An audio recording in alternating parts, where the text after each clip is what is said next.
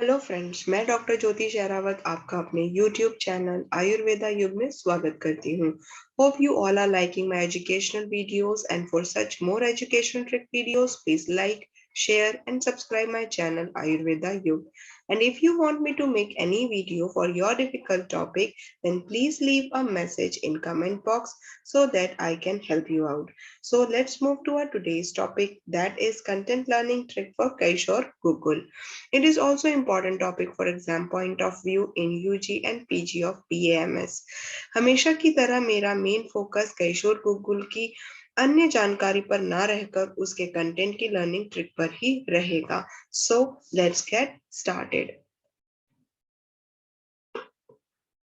यह है केशोर गुरुकुल का श्लोक जो कि शारंगधर संहिता मध्यम खंड 7वें चैप्टर से लिया गया है, जो कि श्लोक नंबर 70 to 81 है। यहाँ पे मैंने, अगर आप देखेंगे तो मैंने इस श्लोक को 3 सेगमेंट्स में डिवाइड किया हुआ है। एक विधि, दूसरा मात्रा और अनुपान, और तीसरा गुण और उपयोग। मींस इसके स्टार्टिंग के कुछ जो लाइंस हैं वो इसकी विधि इंडिकेट करती हैं। तो कि जो केशोर गुरुकुल के टैबलेट्स है उसकी क्या विधि है, कैसे वो बनाया जाता है। जो ये सेकेंड वाला सेगमेंट है उसमें ये जो इंग्रेडिएंट्स इसके अंदर बनाने के लिए उपयोग में लिए गए हैं उसकी कितनी कितनी मात्राएं इसमें ली गई हैं, प्लस बनने के बाद जो उसका अनुपान है वो क्या है, वो दूसरे सेगमेंट में दिया हुआ है। और जो श्लोक का थर्ड सेगमेंट है उसमें उसके गुण और उपयोग के बारे में बताया है। हो सकता है काफी लोगों को ये श्लोक याद भी बहुत आसानी से हो जाए, पर कुछ ऐसे स्टूडेंट्स भी हैं जिनको बहुत ज्यादा डिफिकल्ट जाता है श्लोक याद करने के लिए। उनके लिए ही ये जो वीडियो है ये मैंने बनाई है, जिसमें कि इसके जो मेन इंग्रेडिएंट्स हैं या उसके घटक द्रव्य कैसे आप इजीली याद रख सकते हो उसकी ट्रिक है। तो जिसे ये श्लोक याद होता है वो याद कर लीजिए, और जिसे नहीं होता है वो इस ट्रिक के मदद से भी इसके कंटेंट्स को याद रख सकते हैं। अब जैसे कि आपके सामने जो ये रेड लाइंस में लिखा है यही केशर गुरुकुल की ट्रिक है। उससे पहले मैं आपको ये बता दूं कि यहाँ पर आपको पहले 3 इंग्रेडिएंट्स दिख रहे होंगे और फिर बाद में 8 इंग्रेडिएंट्स दिख रहे होंगे। तो जो स्टार्टिंग के 3 इंग्रेडिएंट्स है वो इसके क्वाथ द्रव्य हैं। मींस जब हम लोग मेडिसिन प्रिपेयर करते हैं, मींस अगर आप केशर गुरुकुल की टैबलेट्स प्रिपेयर करोगे तो उसमें सबसे पहले हमें क्वाथ निर्माण करना होता है, और उस क्वाथ की मदद से हम बाकी आगे का प्रोसीजर करते हैं जिससे हमें वटी बनाने में मदद मिलती है। तो ये जो लास्ट के 8 इंग्रेडिएंट्स हैं ये इसके मेन इंग्रेडिएंट्स हैं।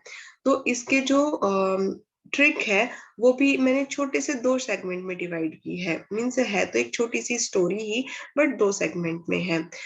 तो जो इसको याद करने का जो बेस्ट तरीका है वो इसके नाम में ही है। यहाँ पे लिखा है केशोर गुरुकुल।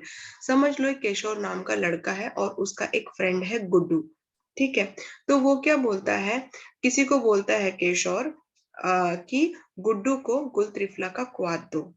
तो जो ये 3 आपको चीजें दिख रही हैं, गुड्डू, गुल और त्रिफला, तो ये इसके हो गए क्वाथ द्रव्य, इसीलिए यहाँ पर जो वर्ड आया है वो आया है क्वाथ।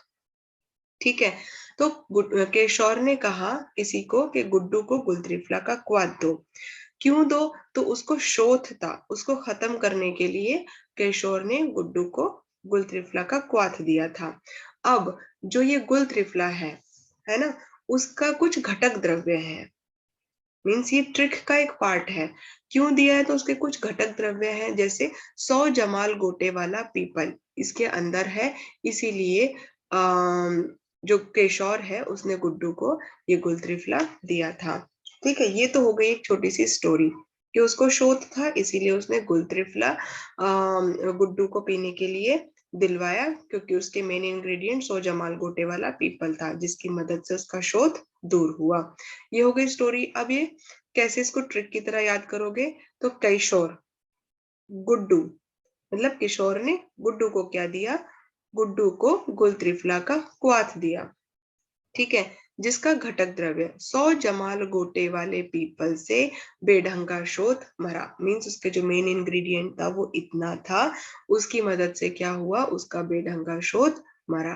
ये वर्ड मैंने वही यूज किए हैं जो मैं हमेशा अपने ट्रिक्स में उस ही टिपिकल वर्ड के लिए यूज करती हूँ।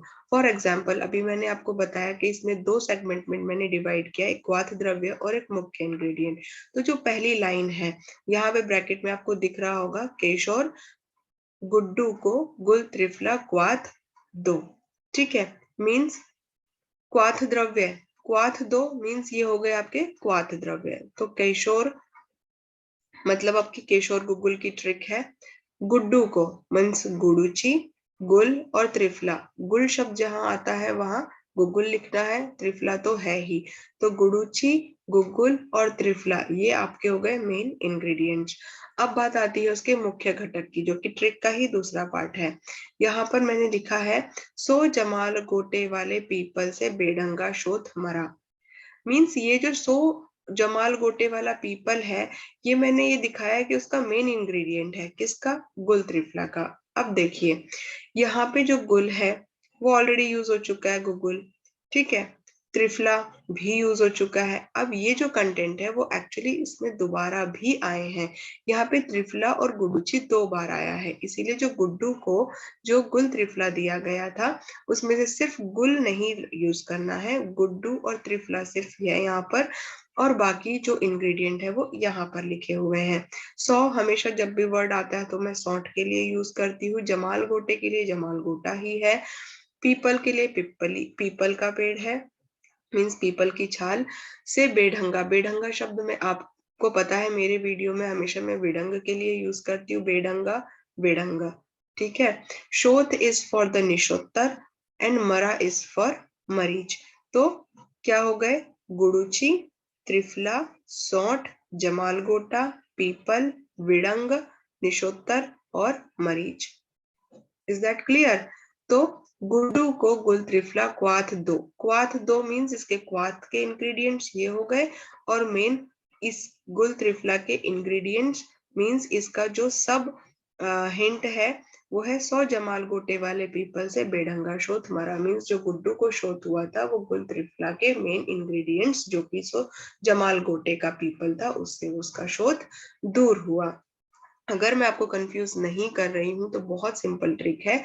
केशोर ने गुड्डू को गुल त्रिफला का क्वाथ दिया, सौ जमाल गोटे वाले पीपल से बेढंगा शोथ मरा। सौ जमाल गोटे वाले से क्यों मरा, क्योंकि उसका मेन इंग्रेडिएंट मतलब जो गुल त्रिफला है उसका ये मेन इंग्रेडिएंट था। ठीक है, अब अगर हम बात करते हैं इसकी विधि की, तो आपको सबसे पहले क्या लेना है, त्रिफला और गुडुची, इन दोनों को ऐड करके आपने क्या बनाना है, क्वाथ बनाना है। फिर इस क्वाथ में आपको शुद्ध गुगुल ऐड करना है और आपको ये तब तक चलाना है जब तक ये लेहवत नहीं हो जाता। यही मैंने इस सेंटेंस फॉर्म में भी लिखा है, अगर आप देखेंगे तो कि मात्रा के अनुसार त्रिफला और गुडुची को कूटकर एक लोहे की कढ़ाई में जल मिलाकर क्वाथ बनाए। अब आधा जब जल उसके अंदर शेष रह जाए तब उतार के उसे छान दे। अब उस क्वाथ में अनुसार उसमें उत्तम गुग्गुल डालकर मंद अग्नि पर पाक करें। जब शुद्ध गुग्गुल पतला होकर क्वाथ में मिल जाए तब छानकर उसको फिर चूल्हे पर चढ़ाकर अग्नि पर पाक करें। कलछुल से चलाते रहें जिससे जलने या कढ़ाई में गुग्गुल लगने का भय नहीं रहता है। अब आप ये इमेज में देख सकते हो, ये कंसिस्टेंसी आने के बाद आपने स्टॉप हो जाना है। देन फिर आपको क्या करना है कि जो गुग्गुल जो आपका लेहवत हो गया है तो उसमें आपको ये आप समझ लो ये एक तरह का गुड़ पाक हो गया है। तो जब वो गुड़ के समान की समान हो जाए तब आपने कढ़ाई से मतलब अग्नि से उसको उतार लेना है, और जो आपने त्रिफला, गुड़ूची, सोट जो आपके मेन इंग्रेडिएंट्स थे, मरीच, पिपली, वाई, विडंग, जमाल गोटे, इन निशोत्तर, इन सबको महीन चूर्ण करना है जो कि मैंने यहाँ पे दिखाया है आपको। इन सभी को क्या करना है, आपको इस कढ़ाई में डालकर और थोड़ा थोड़ा एरंड तेल इसमें ऐड करते जाना है, और बाद में ये ऐसी कंसिस्टेंसी हो जाएगी कि इसकी छोटी छोटी गोलियां आप दो दो या तीन तीन रत्ती की आप अकॉर्डिंग टू योर नीड आप बनाकर सुखाकर छाया शुष्क कर कर आप रख सकते हैं। इसकी जो मात्रा है वो 2 से 4 गोली है सुबह से शाम तक। मीन्स आप 2-2 गोलियाँ दिन में से 3 बार भी दे सकते हैं, या फिर आप इसको 3-3 गोली दिन में से 3 बार दे सकते हैं, या 4-4 भी सुबह और शाम। अनुपान के तौर पर आप मंजिष्ठा का काढ़ा इसके साथ दे सकते हो, मीन्स गोलियों के साथ में, या हो सकता है इसको गरम जल के साथ आपको देना हो तो आप उसके साथ भी दे सकते हो, या फिर आप इसको दूध के साथ भी दे सकते हैं। अब बात आती है इसके गुण और उपयोग की। अगर आप इसका सेवन करते हैं, मीन्स जो मेन अगर आप देखें तो जो केशर गुग्गुल का उपयोग है वो वात रक्त पर किया जाता है। अगर आप इसका कंपैरिजन करो या कंपेयर करो तो मॉडर्न आयुर्वेद में वात रक्त और मॉडर्न में से गाउट कहते हैं। जो ये वात रक्त है, मीन्स ये छोटी संधियों से स्टार्ट होने वाला रोग है, वात रोग है जिसमें दर्द होता है। तो संधियों में जो पेन होता है, मीन्स छोटी संधियों में, आप उसमें इसका बहुत अच्छा रिजल्ट पा सकते हैं। अब यहाँ पर एक दोषज, द्विदोषज, या जो पुराना और शुष्क या फिर स्राव युक्त, मीन्स सूखा ड्राई वाला, या फिर स्राव जिसमें थोड़ा सा स्राव होता है, ऐसा फैला हुआ घुटनों का जो वात रक्त रहता है उसमें आप केशर गुग्गुल का उपयोग कर सकते हैं। कोई घाव है उसमें कर सकते हैं, खांसी में कर सकते हैं, गुल्म ये भी एक वात रोग है, शोथ में यूज कर सकते हैं, उदर रोग में पांडु, प्रमेह, अग्निमांद्य, विबंध, प्रमेह पीड़िका आदि का इसके सेवन से नाश होता है। अगर आप इसका निरंतर अभ्यास करते हैं तो वायु और जो रक्त विकार संबंधी जित सभी रोग हैं उनका नाश हो जाता है।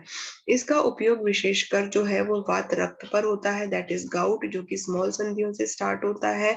कुष्ठ में और रक्त विकारों में इसका उपयोग किया जाता है।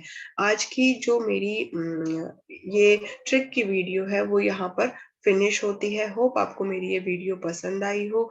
Thank you students.